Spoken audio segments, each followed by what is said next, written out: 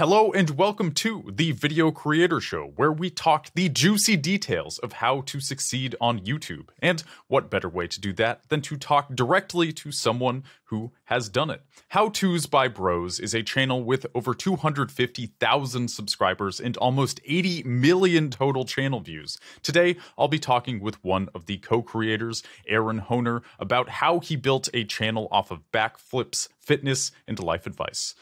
But first, of course, the Video Creator Show is brought to you by VidChops.com, an editing service that helps take the burden of editing off your back. Check out VidChops.com to see how you can save yourself tons of time and energy while taking your YouTube channel to the next level.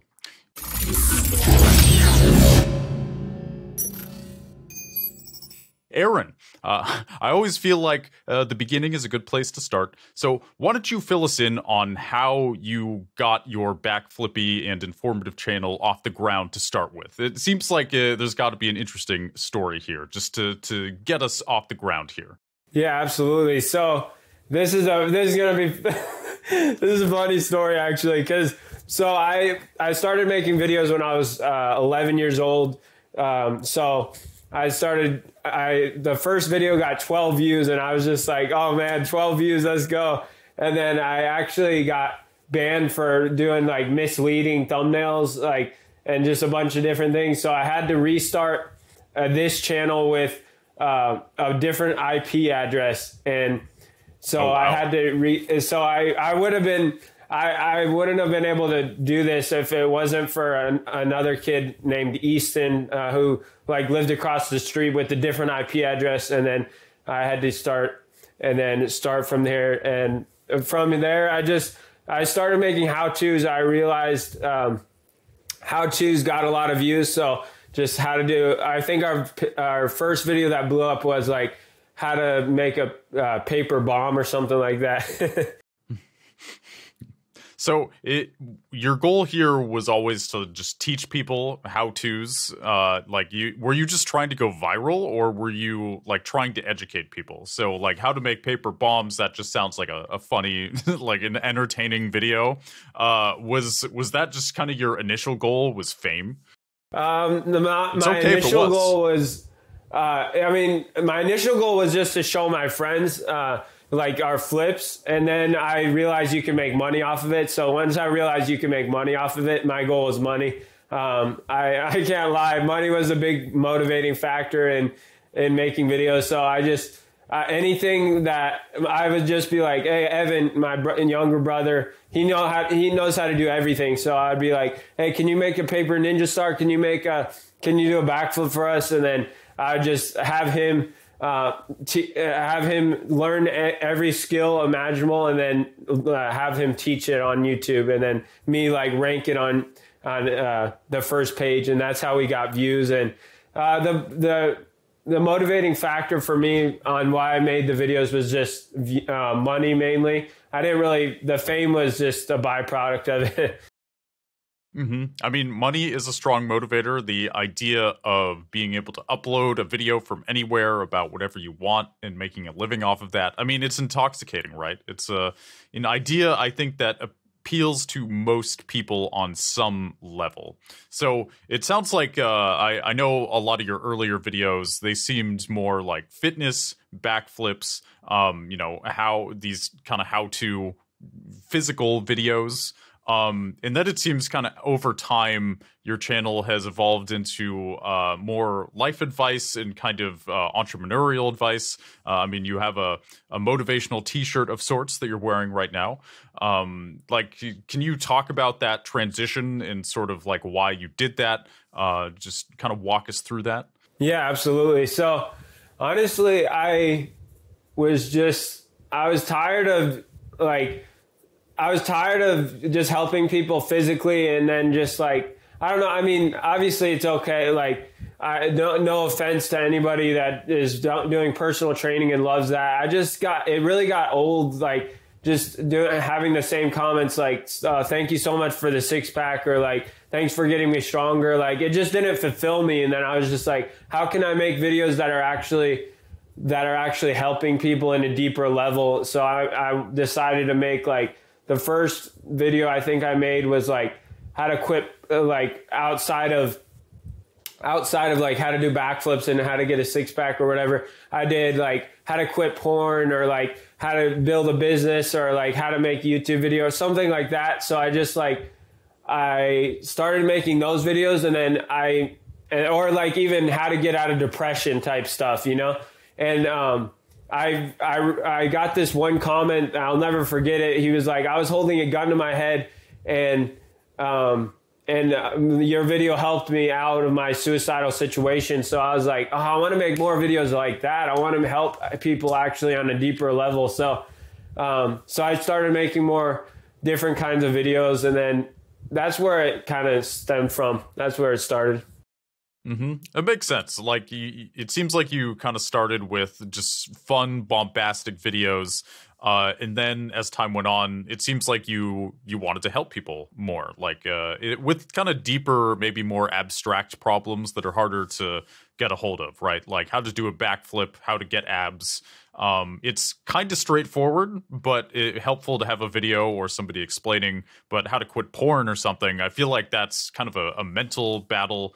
It seems almost like more ethereal or something. It's harder to grab a hold of or something. Yes, absolutely. Mm-hmm.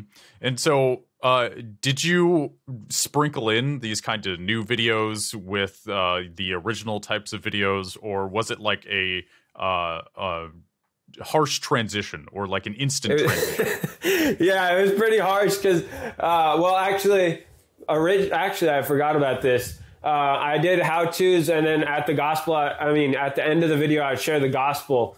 So at the end of each video, I'd just be like, Jesus died on the cross for you, like just sharing and people would get mad at that. Like I even got like a mom on Reddit be like, make a whole section or whatever about How To's by Bros isn't a kid's channel. They promote anti-porn and all that. But I started, it was kind of a harsh transition for our subscribers, and we lost a bunch of subscribers. We lost a bunch of momentum. Like we were gaining at the peak of our channel. Before I started doing that, we were gaining 10,000 subscribers a month, 1.5 million views a month easy. And then we went down, like we started losing subscribers and stuff. So it was if I was smarter about it, I wouldn't have done it so harshly. It was kind of like, there's the gospel, there's the anti-porn, like, but I live and learn, and now I'm doing like I've learned since then. So mm-hmm. Sure. So now, do you think you would have made the transition more gradual? Would you have made a second channel and kind of put the gospel stuff or the ending porn stuff on there? Or like how would you have done it differently now? Because obviously this podcast is about how to grow a YouTube channel, and I think learning from mistakes is a hugely important aspect of that. So like what would your game plan look like now with hindsight being 2020? Honestly, I think I would have just prepared our audience better. I would have been like, I would have just been more upfront about it and been like, as far as just telling people how I was feeling, instead of being like, so I would have been like, hey guys, like, I would have made a video. Hey guys, like, I'm really starting to switch passions. Like, I don't really want to do the 6-pack videos anymore. I don't really want to do the backflip videos anymore because I'm not fulfilled with them. And then I want to start helping people quit porn. So if you're on board, I hope we can move forward. Or if you want to help get out of depression, I want to help you with that. I probably would have just like took them through my journey more and been more transparent on how I was feeling. And because I think the audience would have been more like forgiving, but instead I was just like, I'm going to just share the gospel and I didn't really tell them. Like after I did tell them a little bit of in the videos in the future, but I would have just kept slow. I would have done it slower. I would have done it so that if that answers your question, hopefully. Mm-hmm. Yeah, it does. You would have prepared your audience more, kind of walked them through it. And I always recommend, if you have a change of heart, like about what you want to do, that you can just make a second channel. and just kind of put that new stuff on there and advertise on your current channel. You know, maybe make the same videos that you've been making on there, and then you can push people to the newer channel. Just like, hey, check it out. This is what I'm doing over here. I'm still going to do the same thing over here. But just letting you know that there's other cool stuff that's really close to my heart over on this new channel. And I find people respond well to that, because then you're not putting things in their feed that they aren't expecting or didn't ask for, but then you're also giving them the option to check out your new stuff. So that's always my advice to people. That's good advice. I did make a second channel. It just didn't blow up as much, and I was still getting like passive income from my main channel. So I was like, I don't know what to do. Like, I still want to post on that channel, but I don't know. It's still a tough thing for me. Like, cause I've still been making money from that channel. So I was just like, I can't just let it sit now. Like, I don't want to just like, I don't know. Yeah, it's tough situation, but thankfully YouTube Shorts is getting me a decent amount of views right now. So, thankfully I have that. Mm-hmm. And yeah, Shorts, you've been posting a ton of them, and they do pretty well, especially with how many you've been posting. It seems like several a day, from what I am seeing. What's your opinion on Shorts? Clearly you like them. They're kind of, I don't want to call them controversial, but you know, YouTube's trying to compete with TikTok here. It's a different type of content than YouTube kind of blew up for initially. Do you find that you make a decent amount of money on Shorts compared to long form content, or does it feel like more of a drop in the bucket? For those of you who don't know, YouTube Shorts are getting monetized in 2023, spring of 2023. So I haven't even like tapped into the monetization of Shorts yet. But I did get a few like affiliate offers from Shorts. Like I did make a little bit from like affiliates, but I haven't even made money from it. It's kind of just attention. Like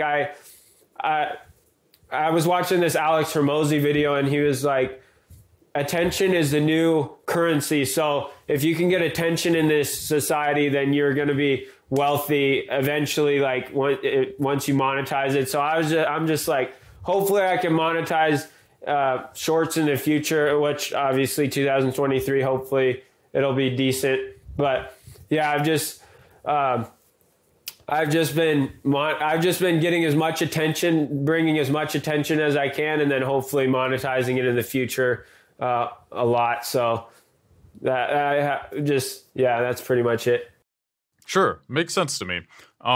Yeah, my understanding of Shorts, the monetization on them has been weird. I think what you're talking about in spring of 2023 is there's essentially going to be a pool of money that YouTube is going to pull from and give to short creators, essentially.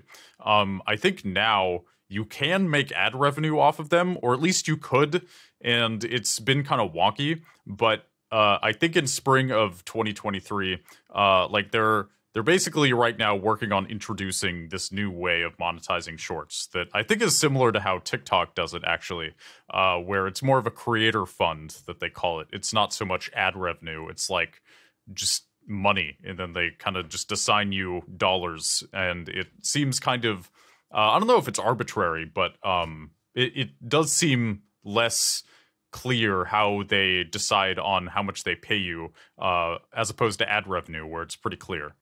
Mm-hmm. Yeah, actually, I actually just researched this yesterday, and like right now they do have a creator fund as far as just like TikTok and stuff. In spring of 2023, they're actually gonna do it like YouTube partner program, like the YouTube partner program, where they're gonna put ads. They're gonna run ads on the videos, and then you get a percentage of what they scroll through. So when they scroll through like 30 videos and then they stop scrolling and then they see an ad, you'll get a percentage of those 30 videos. So it's probably going to be a small percentage, but it's a lot better than TikTok, where you just get pennies on the dollar and they just or pennies on the 1,000 views or whatever. Not even. Okay, that's interesting. That's good to know. I think I missed that. They're like always updating things, but cool. I appreciate the information. For sure, for sure. So at this point with your channel, like your videos, they're more talking head, how to be successful in life, how to get wealthy, kind of these types of kind of inspiring, almost entrepreneurial videos at times. Do you think like you would go back to the backflips? Like you have some more recent videos, like I lost my abs ... where there's some backflips going on here, and it's pretty dope. But like, is there a reason that you haven't sort of sprinkled in the old with the new now that you know what you know now? Sprinkled it as far as like sprinkled in like the backflips with the motivational type videos, you're saying? Or no? Yeah, or with I know you have lots of shorts, like going into foam pits and doing flips on the beach and stuff. But I guess like the kind of how to get abs or like fitness type videos, it seems like there's kind of the things you could maybe draw from that you were doing way back when and sort of introduce them more now as well. Not trying to give unsolicited advice. I'm just curious. Yeah. So basically, I was doing that for a while with short. So I realized with short videos, you can rank really well on like, on the first page without even trying, like I did a video, on how to lose weight, for example. And all I did was a talking head video of me going like, hey, guys, how to lose weight, blah, blah, blah. And then it got like 4,000 views, and it still gets me views from search, and that's only from just a YouTube short. So I was doing that for a while. There's this famous guy called Tanner Brongard, and I was getting views from him. So from just people typing in like Tanner Brongard or how to get a six pack, just like different things. So I've just my YouTube shorts have been more so just like watch till the end, like kind of clickbait, like viral type videos. And then, but I was doing a lot of how-tos, just like kind of shortening our how-tos and then making them into shorts, and that was working pretty well. But I've been finding that just like, like, I don't know if you see on our channel, like the backflips for money or the Spider-Man suit backflips, like those have been performing well. So I've just been doing those types of videos, and I enjoy those better anyways. I feel like you have to find what you enjoy and also what the audience wants, like a balance of those, and what the market wants, obviously. So not just like what works, because it's really hard to keep doing what works if you don't enjoy it. I don't enjoy doing the six-pack workouts. I mean, I don't enjoy working out, like, besides doing backflips, so that's kind of why I just don't enjoy those working out videos as much. But maybe I'll get back into it a little bit. I don't know. Mm-hmm. Sure. So I am curious about the dynamic between you and your brother. Like you said initially, these videos, like he would train to do a backflip, and then he would do it. You would film him, and then you would kind of post the video, make it rank with SEO and thumbnails and stuff like that. Has that dynamic evolved at all? I'm just, especially now that the channel is different than it was back then. Like, how do you two work together these days? Yeah, it's so funny you say that, because I bought him out about like maybe 5 years ago. I just gave him I just tempted him with, because he was like 15 years old or 16, and he was just like, I was just like, showed him like, a couple grand, and then I was just like, I'll buy you, or more than that. But he was like, I just bought him out basically. I told him, if you don't make money for the future, videos, I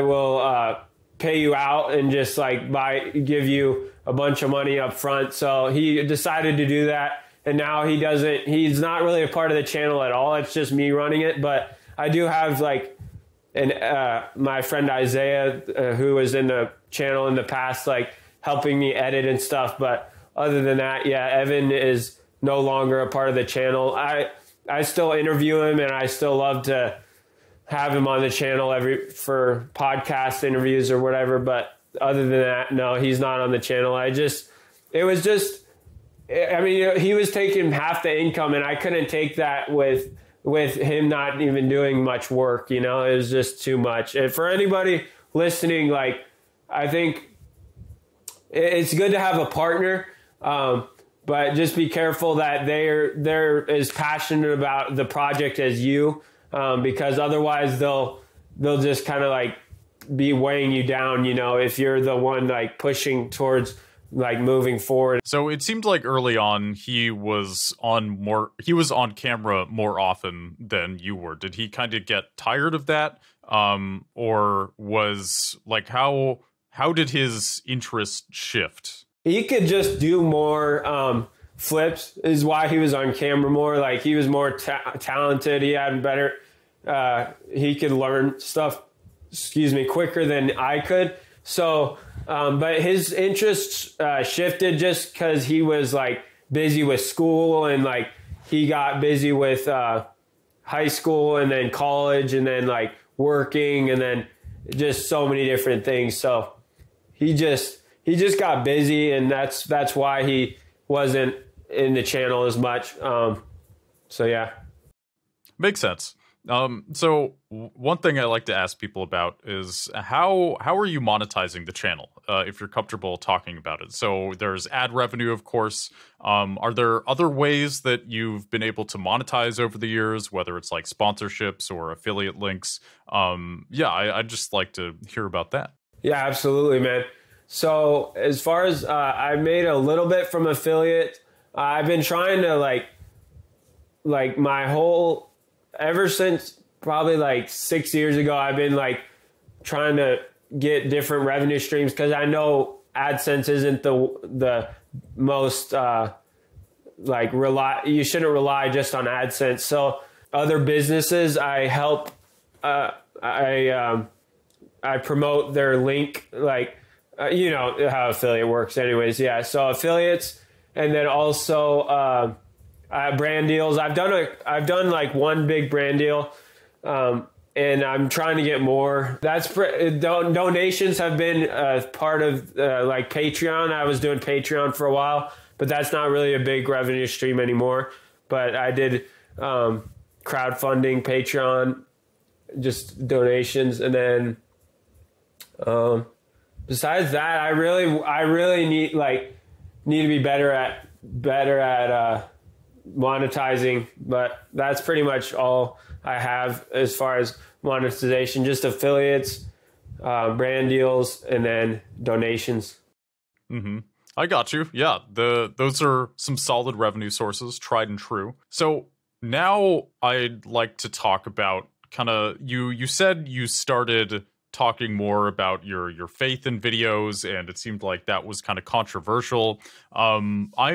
I always find it interesting when people kind of open up more, right? There's kind of a persona that people have on YouTube, and then sometimes people who are posting online, they get tired of that persona or whatever shtick is working, so they decide to kind of open up about more personal stuff. What was that like for you, kind of receiving I guess mixed messages? You talked about that mom who was saying you were promoting Christianity or whatever. I'm sure you had positive comments too. Like, what was that like for you, kind of riding that wave and kind of dealing with the pushback or the support? Yeah, it was a lot. It was a lot because a lot of people just like, a lot of our cultures, 96% of people are either neutral or agreeing to porn. Like, so all the comments were like, "Oh man, you changed too much. Like, you just, your channel. Like, why didn't you make a second channel? Like, all this stuff." And like, with the comments, but also the tougher thing was in real life. People are like, "Aaron, you've like literally crushed your channel. Like, you're not making as much money. You're not getting as many views because," and even my younger brother was mad about me sharing the gospel. And that's kind of why we split up as well.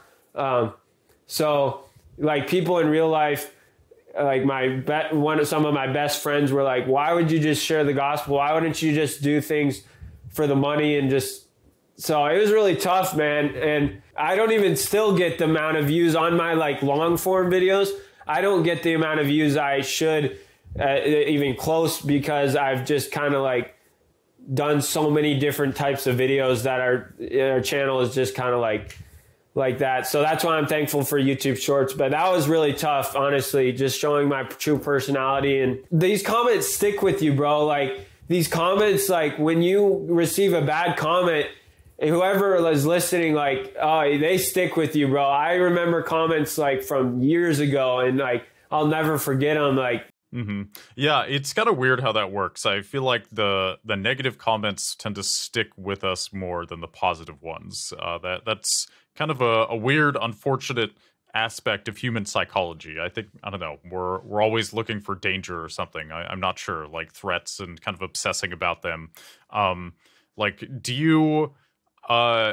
is there anything you would recommend on like how to deal with that? Like if somebody is taking their channel in a new direction, and we've kind of talked about how to take things in a new direction in a more careful way, but as far as like the mindset involved of kind of dealing with pushback or mean criticism, not just constructive criticism, because I think that's helpful, but criticism that feels like it's just trying to hurt your feelings. Like how do you recommend dealing with that?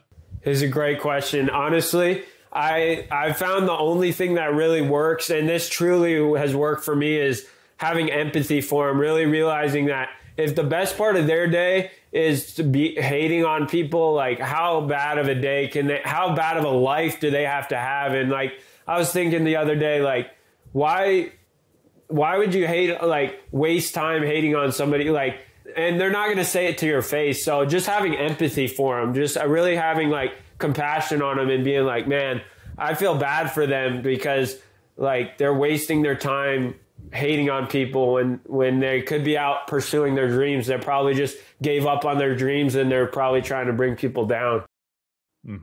For sure. It's true. I think the most hateful comments are usually left by people who they don't have too much going on. Even if like their criticism, like maybe there's a thread of truth to what they're saying, but then like there's so much other things piled on to their negative comment where it's clearly not necessarily about you even. It's almost like they're venting about their situation and trying to take it out on you. Some of the comments that that hurt the most, it's like part of me agrees with them. And that's the worst, where I'm like, oh, he's got a point. But then he's like piling all these horrible things onto it that aren't really justified.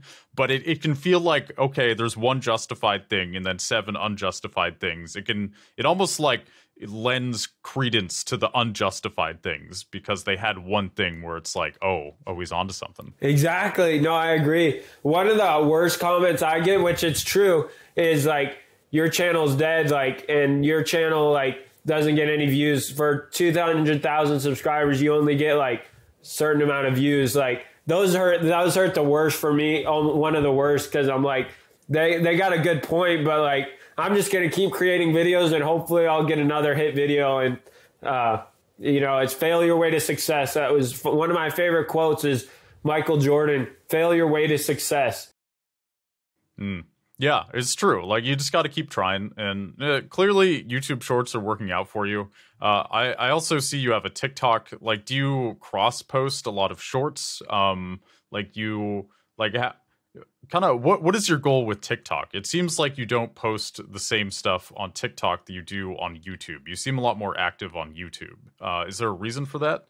Honestly, I just try to kick up as much attention on TikTok. I don't know what I'm really doing on TikTok. I've taken one course on it. I don't know. TikTok is kind of like, I actually have my friend handle TikTok now because it's just so dark. Like, I do not like TikTok. I'm trying not to hate, but like, it's just too much. I don't even like to scroll on there, So like, I'm just on TikTok just because I should be on TikTok, kind of thing.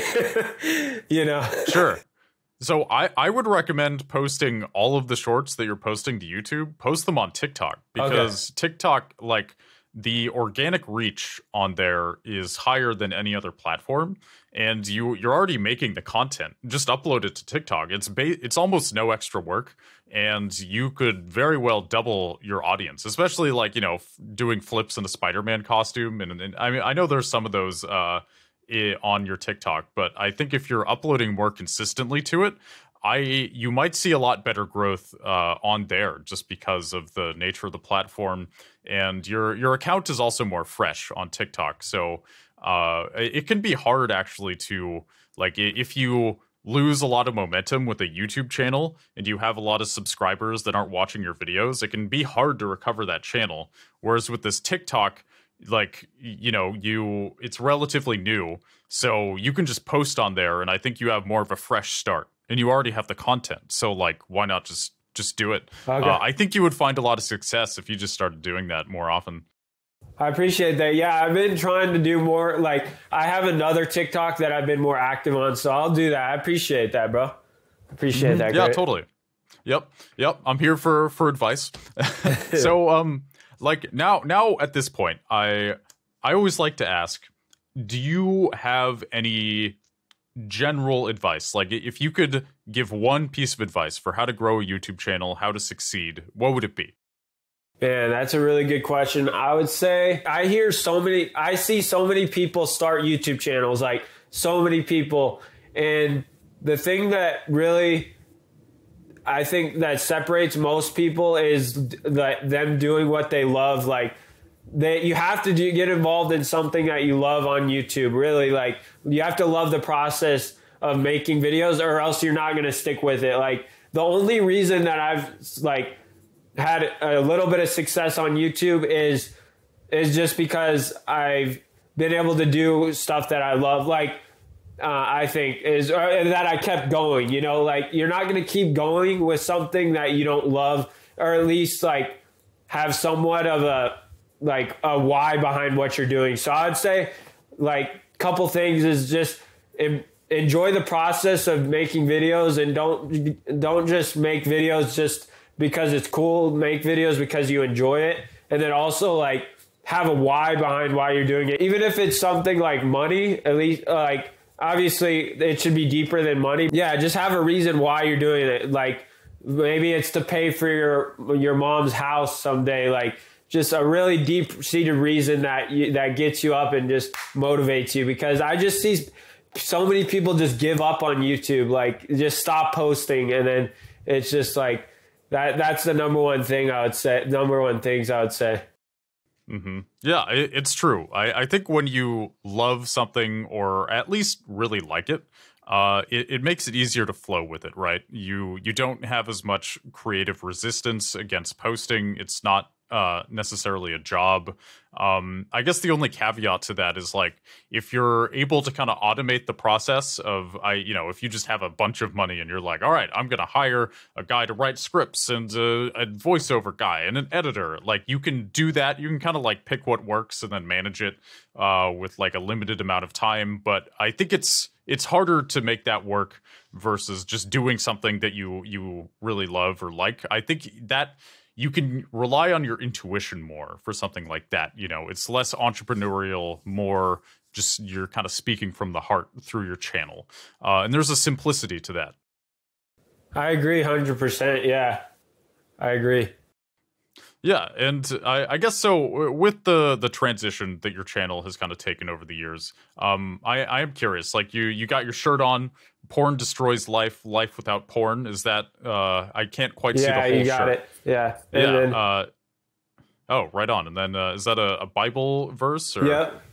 Mm-hmm. So why porn? Like, why have you focused on this thing? It seems to be a big topic that you like to talk about. To this day, it's still a battle. I mean, I'm not going to say I'm perfect, but it's damaged my life so much in regards to just, like, depression. It's really been, and then also it's damaged my relationships, just, like, isolated myself, just my relationship with God. Like, it's just even my YouTube channel, like I would probably be further ahead if I didn't fall into pornography on.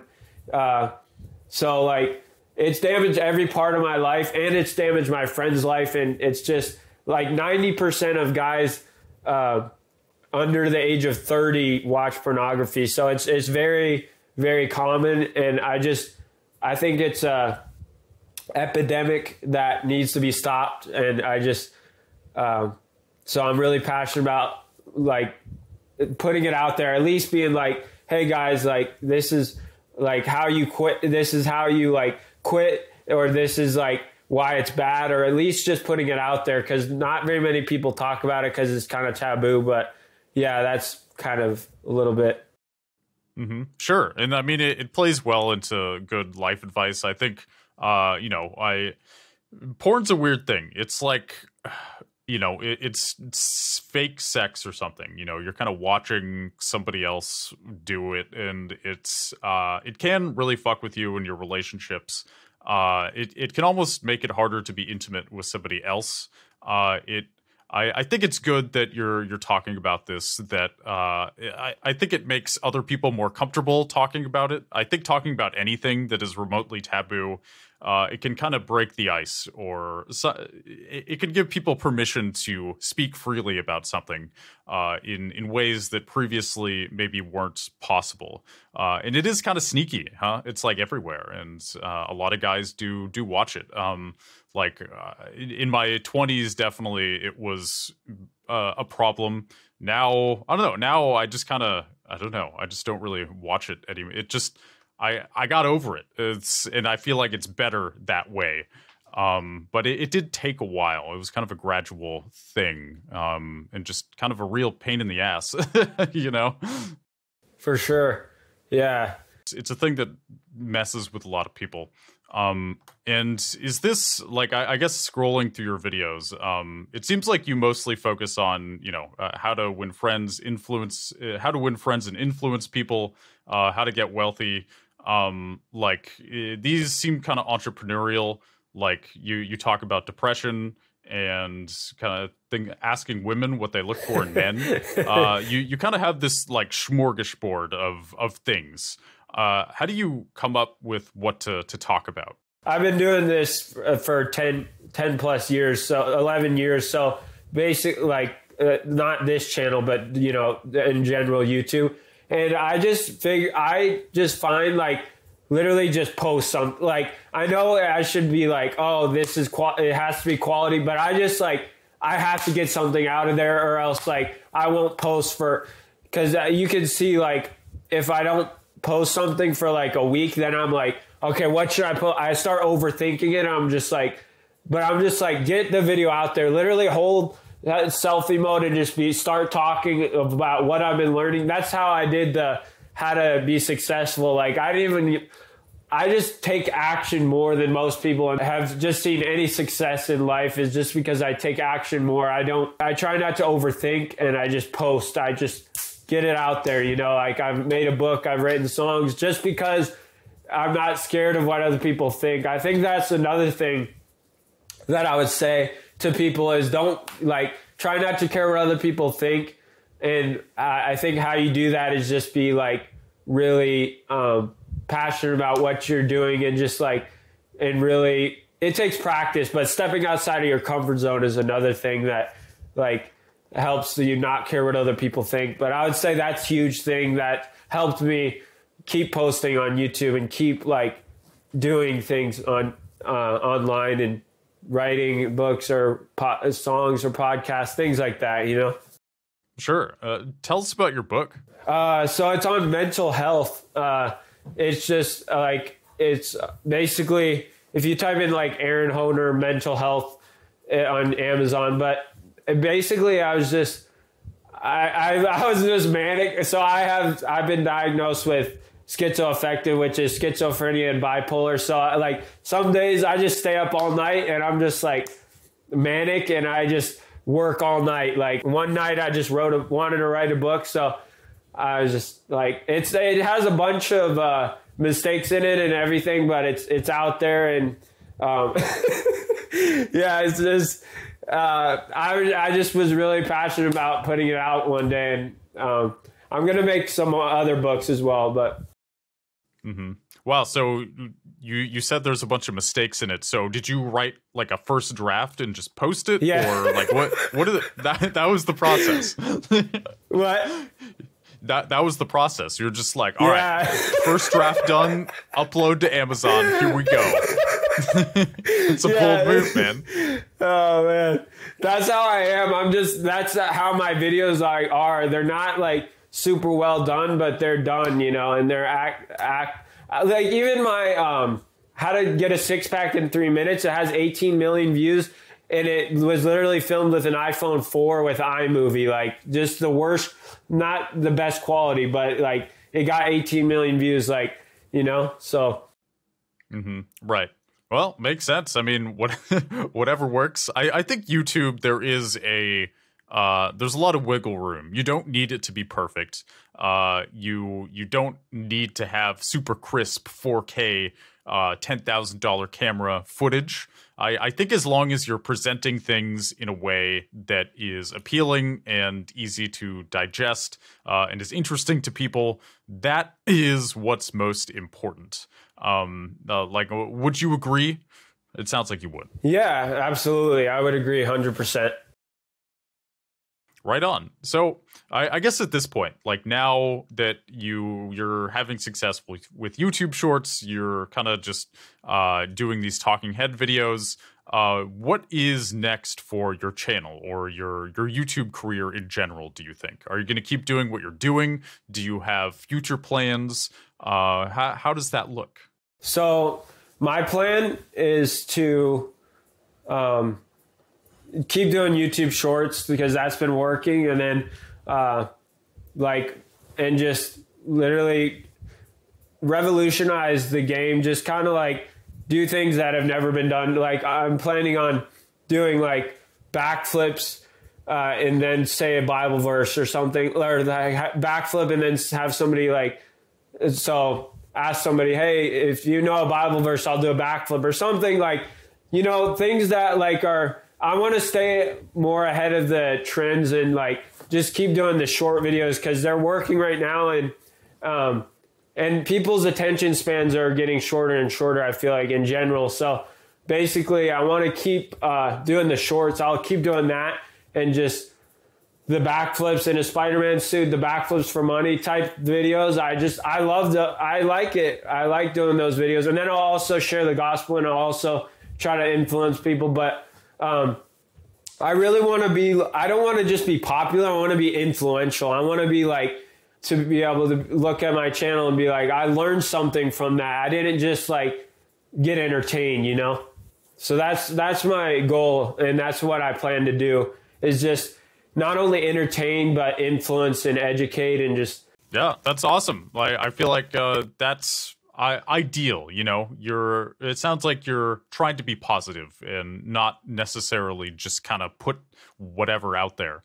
You want to influence people in a good, helpful way, which I definitely recommend it. I think it'll make the world a better place.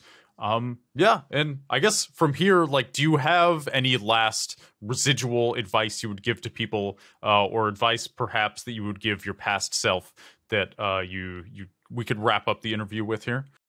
This has been awesome. I appreciate it, Grant. I really do. This has been an amazing interview. I like this. I think the best advice I would say to my younger self would be, don't care what other people think, because people are thinking about what you're thinking of them. So basically, I'll say a quote to make people understand it better.